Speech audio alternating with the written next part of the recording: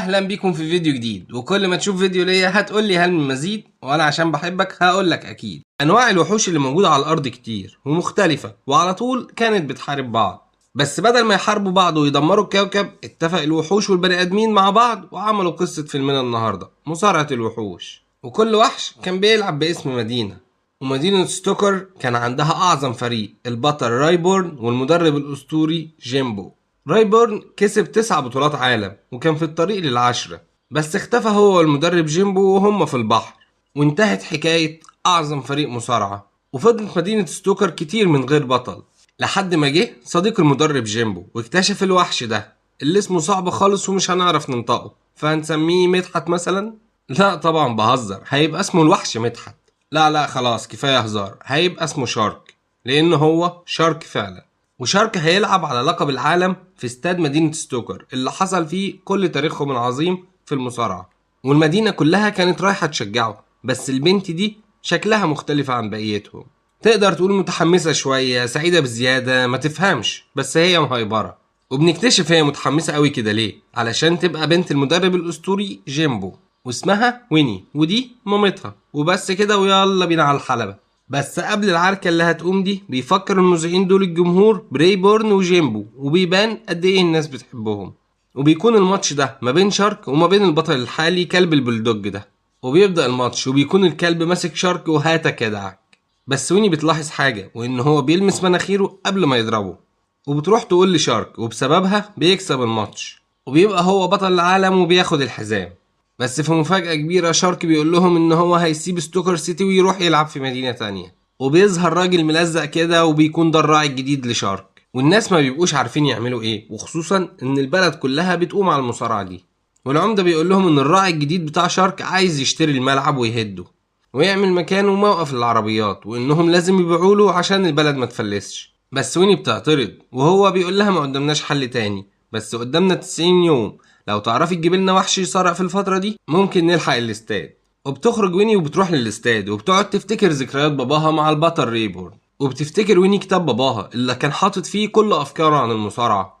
وبسرعة بتروح تطلعه، وبتقرر انها تروح تدور على وحش وتدربه. وبتروح ويني المكان غريب كده بيكون فيه مصارعة وحوش برضه، بس على رهانات. وبتلاقي وحشين بيتصارعوا، وواحد فيهم ماسك التاني ومفطسه. فبتروح للي كسب وتعرض عليه يجي معاها الستوكر وتدربه، فبيفضل يضحك عليها. وبتعرض على كام واحد كمان، بس كلهم بيضحكوا عليها. وكانت قربت تيأس لحد ما بتشوف الوحش ده، واول ما بتشوفه بتفتكره على طول، ده يبقى ابن رايبورن البطل الاسطوري واسمه ستيف. وويني بتروح تحاول تتكلم معاه وهو بيتصارع، وبسببها بيكسب اول ماتش في حياته. بس بيطلع انه المفروض انه كان يخسر، وبتطلع له صاحبة المكان وبتهدده وتقول له انه لازم يدفع الفلوس اللي خسرتها بسببه. وويني بتعرض عليه انه يرجع ستوكر ويصارع هناك، وانها هتدربه.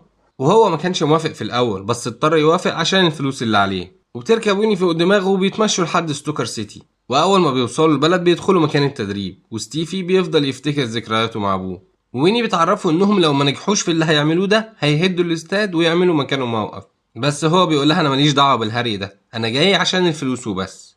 وتاني يوم الصبح بتروح ويني عشان تصحيه ويبداوا التدريب. بس ستيفي ما بيرضاش يصحى ويتدرب، وبيقول لها هاتيلي انتي بس ماتش وما تقلقيش. وفعلا بيجيب له ماتش جامد مع الحيوان ده، وبتكون ويني عايزه تساعده بكتاب باباها.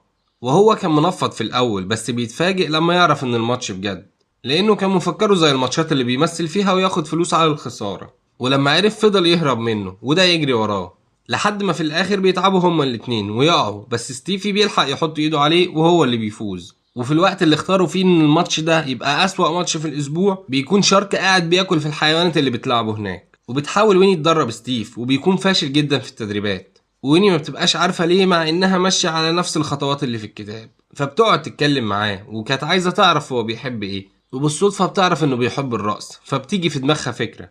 وفضلت تدربه انه يقاتل بالرقص اللي هو بيحبه وعارفه كويس. وبيدخل ماتش وبيفوز بطريقة الرقص الجديدة. وفضلوا يتدربوا اكتر على الطريقة دي، وكل ما يتدربوا زيادة يكسب ماتشات تانية، لحد ما بيجي ماتش مهم مع الكائن العملاق ده، وبطريقة رقص غريبة بيكسب الماتش وبيكسبوا فلوس كتير، وكمان بيطلعوا على التلفزيون وبيبدأ يبقى ليهم مشجعين. بس بتكون عايزة ماتش كبير ويبقى في بلدها علشان تنقذ بيه الاستاد. وفعلا بيتصل بيها وكيل اعمال كلب البولدوج اللي اتهزم من شارك في الاول، وبتفرح قوي لما بتعرف ان هم عايزين يلعبوهم. بس اول ما بتدخل الاستاد بتلاقي العمال بيشيلوا حاجتهم، وبتعرف ان اللي هيشتري الاستاد دفع فلوس زيادة عشان يقدم المهلة، وان العمدة بتاعهم عنده دلوقتي علشان يمضي العقود. وبتروح هناك وبتحاول تمنع العمدة وتقول له ما يمضيش على العقود، وتقول له انها جابت ماتش كبير هينقذ الاستاد. فشارك بيقول لها انه كده كده هيهد الاستاد عشان محدش يفضل يفكروا ببطولات رايبورن ويفضلوا يقارنوه بيه. ولما حاول ستيف يرد عليه مسكه وضربه، وبيطلع على السطوح يتكلم هو وويني، وبيعرف ان هي يأست خلاص. فستيف بيرجع المكان القديم اللي كان بيصارع فيه، وبيدفع الفلوس اللي كانت عليه من الماتشات اللي هو كسبها. وهو بيتكلم مع الرئيسة بتاعته وبتقوله انه طول عمره افشل واحد عندها، وبيشوف صورته وهو صغير مع ابوه وبيقرر انه لازم يتغير. ويني بتبقى قاعدة وبتتفرج على الاستاد اللي هيهدوه لما بيجي ستيف وبيخضها، وبيقول لها انه قرر خلاص ما يبقاش فاشل ولازم يتغير، وبيطلب منها ترجع مدربته، وبيقول لها لازم ننقذ الملعب. وشارك والراعي بتاعه كانوا عاملين مؤتمر صحفي قدام الاستاد قبل ما يتهد، بس بيطلع لهم ستيف وويني وبيأخروا عملية التفجير. وستيف بيتحدى شارك في ماتش مصارعة، بس شارك بيقول له انت مين وابن مين علشان انا صارعك يا تافه.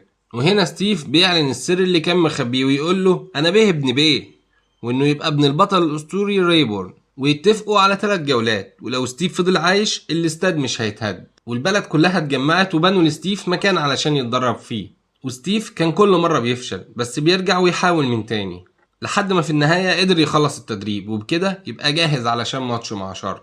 وبيجي يوم الماتش وبنلاقي ان البلد كلها موجودة علشان تشجع ستيف اللي بقى اسمه ريبورن على اسم باباه، وويني ومامتها موجودين جنبه في الملعب. وستيف كان خايف جدا من شارك، بس ويني بتهديه وتقول له شوية كلام وبتحمسه بيه، وفعلا الكلام بيجيب نتيجة وستيف بيتشجع. وبتبدأ المعركة، وفي أول ثانية ستيف بياخد واحدة وهوب بينام في الأرض، بس بعدها بيقوم وبيبدأ يرقص زي ما اتدرب مع ويني. وبتخلص أول جولة ومن غير ما يخسر ستيف، وده في حد ذاته إنجاز. بس في الجولة التانية شارك بيفاجئهم وبيلعب بنفس الطريقة وبيرقص هو كمان وبينزل ضرب في ستيف، لكنه ما بيرضاش يخلص الماتش في الجولة دي علشان يفضل يضرب فيه جولة كمان. وويني كانت خلاص هتستسلم علشان خايفة على ستيف، بس هو بيقول لها لأ وإنه هيقدر يكمل. بس ستيف بيقرر إنه هيجرب طريقة جديدة. والجولة التالتة بتبتدي، وفعلا بينجح ستيف إنه يضرب شارك، وبيفضلوا يضربوا في بعض شوية لحد ما في الآخر ستيف بيقع على شارك وبيناموا هما الاتنين في الأرض. وفي الآخر ستيف بيعمل له حركة غريبة كده مش هنقول بأنهي حتة في جسمه، ويوقعه ويفوز عليه كمان وياخد الحزام ويبقى هو بطل العالم الجديد. وفي الآخر بيفضل يرقص في الاستاد اللي خلاص مش هيتهد مع ويني والبلد كلها.